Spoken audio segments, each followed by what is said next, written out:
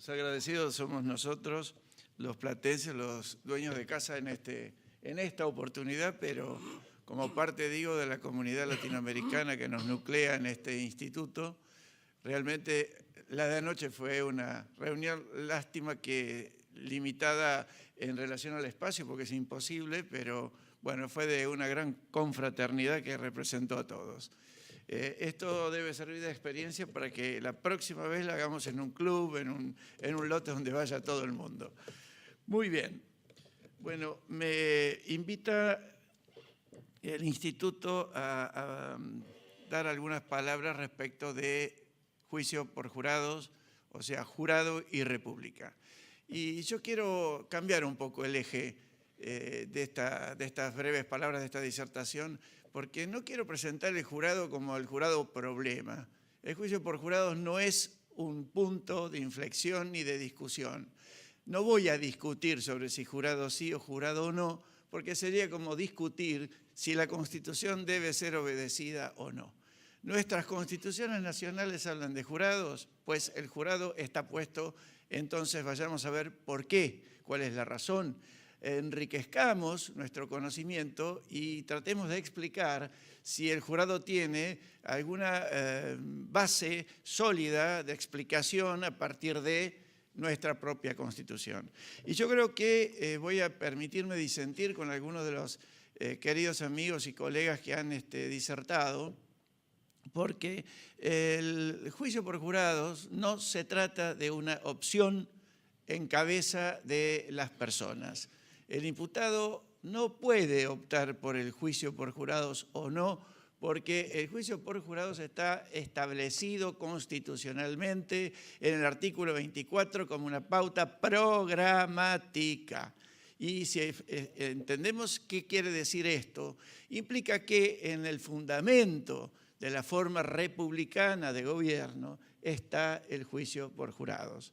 Luego los abogados sabemos y los legisladores saben reglamentar derogando, y esto es una cuestión que es moneda corriente, es sencilla. Entonces nos ponemos a discutir si el jurado debe estar integrado con, no sé por qué no se puso, sería porque la época no era de psicólogos, pero si hoy comenzáramos la República, seguramente los psicólogos también podrían estar en el jurado escabinado con psicólogos. Quiero decir esto porque cuando la Constitución establece juicio por jurados, en el artículo 24, establece para todas las ramas del enjuiciamiento, no solo para la materia penal. Y esto es muy importante. Este es un punto de partida serio y que nos debe hacer reflexionar. ¿Por qué? Porque va directamente con la forma republicana de gobierno. Y esto no es un eslogan, esto no es moneda de cambio. La República es la forma que hemos tomado las naciones latinoamericanas, y qué cosa maravillosa, las hemos tomado desde México hasta Chile y Argentina. Esto que nos hace comunidad de la que hablaba ayer merece que respetemos este punto de partida y que sepamos reconocer que si bien hasta hoy en el área de la justicia no hemos cumplido con la forma republicana de gobierno, lo podamos hacer y lo debamos hacer, porque ya hoy tenemos los pantalones largos. Las resistencias pueden ser personales, yo las entiendo, las admito, como si me gusta o no me gusta, siempre digo lo mismo, la bicameralidad en el poder legislativo. Es una cuestión propia. Me puede gustar que haya una Cámara Legislativa, pero no puedo discutir que en la Constitución Nacional hay dos. Y no puedo discutir que la Constitución Nacional obliga a enjuiciar por jurados, sobre todo en materia criminal. Esto lo dice el 118 y además dice por la Lex Loci, el lugar de comisión del delito. ¿Por qué se establecen estas pautas? Justamente porque la Constitución, que es sabia y es absolutamente coherente, desde 1853 y aún antes, porque antes de ser plasmada en un cuerpo normativo, tenía un espíritu latinoamericano y acá argentino. ¿Por qué era esto? Porque se fue amalgamando, se fue cociendo. Esto no fue un plato servido en 1853. Esto vino con una historia que desconocemos cuidadosamente. ¿Y por qué la desconocemos? Porque fue muy funcional a los poderes. Entonces, de pronto nos encontramos con la crisis de la justicia, que es hoy. Hoy tenemos descreimiento del pueblo en la justicia, a pesar de los excelentes jueces que tenemos también. Pero también tenemos de los otros. También tenemos abuso, también tenemos incumplimientos y también tenemos falta absoluta de participación popular. Y no crean que la provincia de Córdoba satisface el mandato constitucional. Va en el camino de hacerlo, porque esto de mezclar jueces con jurados es un resabio de no te dejaré el poder del todo, pueblo. Y esto es lo serio y lo grave. ¿Por qué esa desconfianza en el pueblo? Y esa confianza que, ¿qué cosa? La Constitución no le da al magistrado. Y yo quiero decir, y repito, soy absolutamente respetuoso de la magistratura, porque gracias a la magistratura hay sentencia. Y sobre esto también vamos a hablar, la diferencia entre veredicto y sentencia. ¿Por qué digo esto? Digo porque la sentencia es la expresión jurídica que le confía la Constitución a los jueces. Pero ¿saben qué hace también la Constitución? Les exige motivación y les exige fundamentación. ¿Dónde leímos que a los jurados se les exija esto cuando los jurados son hombres comunes de la sociedad? Justamente porque son la soberanía popular misma. Esto lo tenemos claro. ¿Cómo vamos a entender el tema del enjuiciamiento o del jurado y la república si no entendemos la república? Si nos abroquelamos en cotos de poder, porque son verdaderos cotos. Ustedes saben que la reacción más grande proviene de los abogados y del Poder Judicial. Y ustedes saben que a medida que vamos hablando y conociendo, son cada vez más las voluntades que se van abriendo y que van diciendo, el juicio por jurados, y sí, y no es tan malo, y qué bien serviría. Y si yo les cuento que el juicio por jurados la Constitución lo previó porque sabía lo que iba a pasar hoy en el siglo XXI en nuestra América Latina con la libertad y la independencia de los jueces. Si les digo que la Constitución estableció el jurado para que los jueces no tuviesen la pesada y a veces imposible carga de dictar un fallo omnicomprensivo de veredicto y sentencia que les cuesta la estabilidad, les cuesta el enjuiciamiento, presionados por un poder político que puede avanzar porque no se cumple la Constitución. Entonces, de una vez por todas, pongámonos los pantalones largos, empecemos a ver dónde estamos parados y hacia dónde queremos ir. Si queremos tener una república incompleta, sigamos, vamos bien, estamos exactamente en el lugar indicado. El dilema es cuál es nuestro futuro, qué es lo que va a ocurrir prontamente con todos aquellos bolsones de descreimiento, porque cuidado con el pueblo. Al pueblo no le chumbemos, al pueblo respetémosle, porque el día que se rebele ya sabemos lo que fue la historia. El día que el pueblo haga justicia por mano propia, no vamos a poder parar las presiones ni las acciones. Y esto va a ser terrible. Y nosotros sabemos que hay lugares que están muy sometidos a presión. Yo soy un hombre de la paz, creo que todos nosotros estamos acá por eso. Somos todos personas que queremos vivir en paz. Si queremos vivir en paz al pueblo, démosle las armas de la paz, no las otras, no las tergiversaciones. Y entonces empecemos, si tenemos que decidir u opinar, empecemos a distinguir la paja del trigo. Tomémonos 2 minutos, comuniquémonos y reflexionemos, porque yo pregunto desde mis clases de grado y en los posgrados y en los eventos y en la calle y en familia, ¿qué has leído de juicio por jurados? Y es una institución que yo entiendo que empieza a conocerse, pero los abogados, los magistrados, los profesores que omiten en las currículas tratar el juicio por jurados, no son tan inocentes. Es una formación de ocultamiento. Yo comparo siempre, discúlpeseme el que lo haya escuchado, porque lo digo siempre, esto me hace acordar a la historia argentina enseñada hasta hace unos años, que llegábamos a Rosas y había un paréntesis y pasábamos del 30 al 53, no, al 52, porque la batalla de Caseros la describíamos. Ahora, después de Rosas, también hicimos lo mismo con Perón, porque era mala palabra. Hoy también, gracias a Dios, se puede hablar y se debe hablar. Bueno, yo creo que se debe hablar de jurado en serio y urgentemente. Y se debe hablar porque se está proponiendo prontísimamente una ley que va a reformar y va a imponer el juicio por jurados. Y se va a imponer en una gran zona de ignorancia. Y esto a mí me preocupa. Me preocupa porque sé que en la ignorancia viene la reacción. En la ignorancia viene la desconfianza. Y en esa desconfianza viene, qué bárbaro, pongámosle garantías. Y entonces viene la desnaturalización del veredicto. Que el veredicto se transforma en ese afán de buscar seguridad que no existe. La única seguridad es el ser juzgado una sola vez. Y en serio, porque a la prueba me remito con la vía recursiva y vuelvo a ser... No digo más, porque cuando uno reitera tanto no es cierto. Y yo digo que sí es cierto en mi respeto por los jueces. La estructura estadística de lo que se consigue en la vía recursiva respecto de la revocación de condenas es mínimo. Y es tan mínimo en todo el país y es tan mínimo en América Latina que es casi no significativo. Esto no quiere decir que no se vayan a remediar cosas espantosas, horribles y groseras, pero...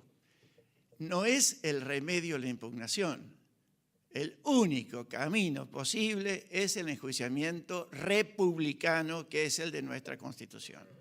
¿Y por qué digo yo enfatizo en esto de veredicto y sentencia? Porque tiene que ver con el sistema republicano.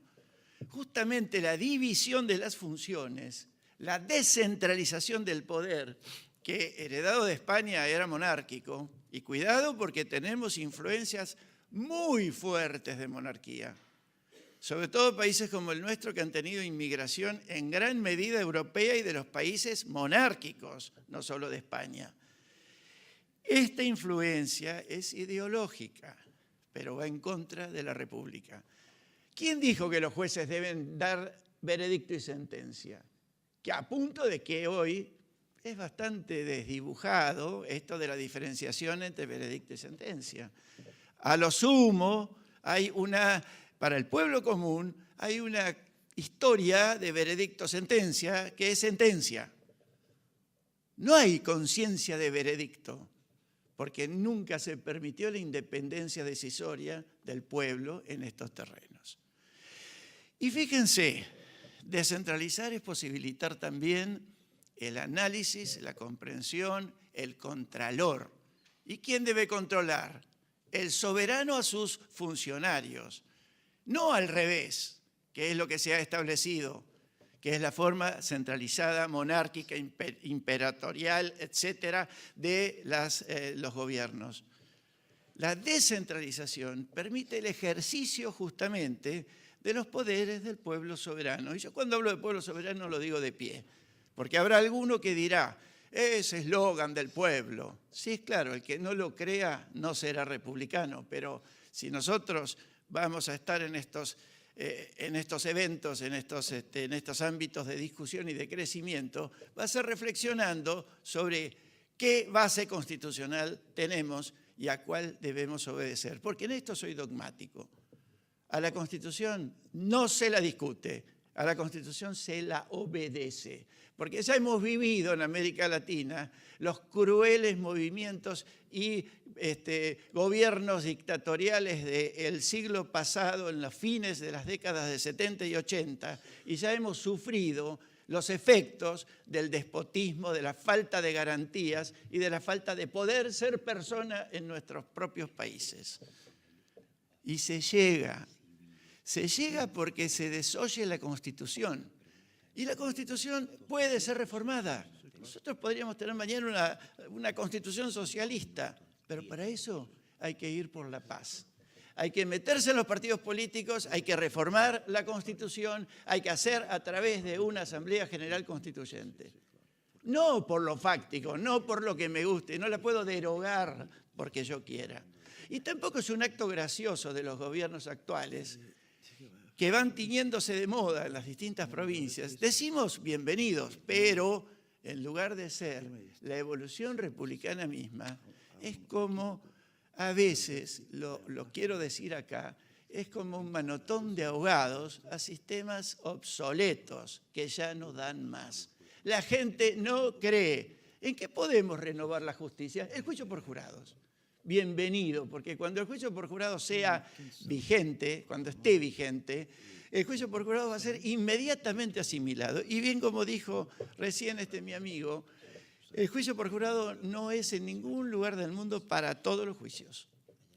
Y acá quiero hacer una referencia importante.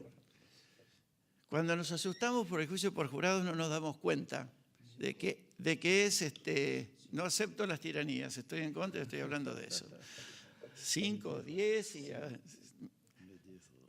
digo que el juicio por jurados representa una posibilidad que debería ser para los casos de mayor trascendencia social. Por supuesto que están saliendo leyes como la destacable ley de la provincia de Neuquén, que va a entrar en el 2014 en vigencia. Pero por supuesto la competencia está acotada a ciertos delitos como por supuesto homicidio, lesiones gravísimas, violaciones seguidas de muerte, que hemos visto casi ninguna, tormentos y torturas, etc. Bienvenido para eso, pero pregunto, ¿y qué nos pasa con la otra franja enorme de delitos contra el Estado, contra los vaciamientos, contra los fraudes a la administración, las malversaciones, los cohechos, los prevaricatos, etcétera, etcétera, etcétera?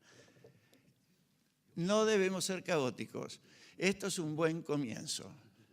Bienvenida la renovación republicana que implica revisar los cimientos de la administración de justicia. Nadie debe creerse con derecho a la verdad. Esta verdad de la que hablábamos, ahora la voy a hablar como verdad no procesal, como verdad, como únicos criterios. Todo es discutible, pero yo no puedo dejar de cerrar esta pequeña charla sin una referencia al veredicto en su entidad, en su contenido. Se discute hoy, muy preocupados todos por la prueba, se discute hoy porque no se confía en el pueblo soberano. Hemos hecho una república en la cual no confiamos en la igualdad de los iguales. Y entonces, lógicamente, hay que acreditar el veredicto, hay que motivar el veredicto. ¿Y cómo vamos a motivar un veredicto hecho por legos? ¿O cómo vamos a hacer, salvo que lo distorsionemos con una forma escabinada? Y entonces hagamos que los lúcidos abogados, que por otro lado en la ley de jurados de todas las jurisdicciones están prohibidos para integrar el jurado, son los propios abogados con título de jueces que van a pasar a redactar el veredicto. Esto es un disparate, porque el veredicto no tiene necesidad de motivación. El veredicto es cómo se vota. Si yo voy a votar al Poder Ejecutivo, voto. Si voy a votar al Poder Legislativo, voto. Y no tengo recurso de nada, ni nadie puede recurrir que mi voto fue para tal o para cual. De la misma manera, si voy a actuar como jurado, como un ciudadano más, me expreso en un veredicto. Y ese veredicto debe ser respetado siempre y cuando es irrecurrible, pero debe satisfacer las condiciones de validez. Y acá, la condición de validez de un veredicto no es el disparate, me permito decirlo con todo respeto, pero el disparate de pretender que los legos argumenten por qué y de qué manera llegan, porque se les va a ir a exigir razonamientos necesariamente jurídicos. El veredicto no tiene, empecé por la verde, el veredicto no tiene nada que ver con la motivación explícita.